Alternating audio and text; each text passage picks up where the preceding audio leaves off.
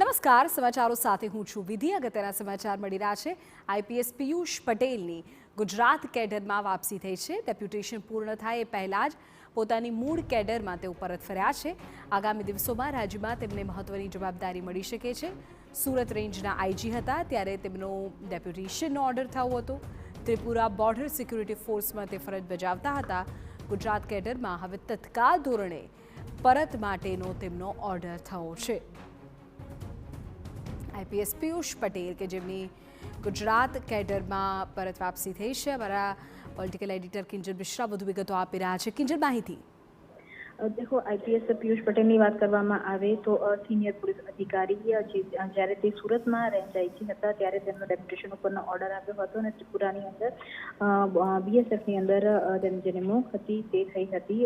જે પ્રમાણે આજે કહી શકાય કે ઓર્ડર આવ્યા છે તેમાં તાત્કાલિક ધોરણે તેમને જે ગુજરાત કેડરની અંદર પાછા આવવા માટેના જે ઓર્ડર છે તે કરવામાં આવ્યા છે. સૌથી મહત્વના સમાચાર એટલે પણ થઈ રહ્યા છે કેમ કે જો કેટલાક આઈપીએસ ઓફિસરની વાત કરવામાં આવે તો આગામી સમયની અંદર ગુજરાતની અંદર આઈપીએસ ઓફિસરની બદલી અને પ્રમોશનનો ધમધમાટ છે. તેની સાથે જ કેટલાક જે આઈપીએસ અધિકારી છે તે ડેપ્યુટેશન ઉપર જવાના છે.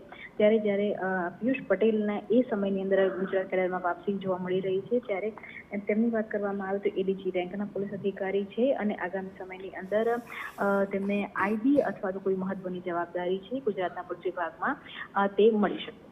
બિલકુલ કિંજલ, આભાર આ તમામ માહિતી બદલ. તો કોઈ મહત્વની જવાબદારી ચોક્કસ તેમના માટે હોઈ શકે છે અને એટલે જ તેમનું ડેપ્યુટેશન પૂરું થાય પહેલાં તાત્કાલિક ધોરણે ઓર્ડર થયો છે અને તેમને પરત ગુજરાત કેડરમાં લવાયા છે.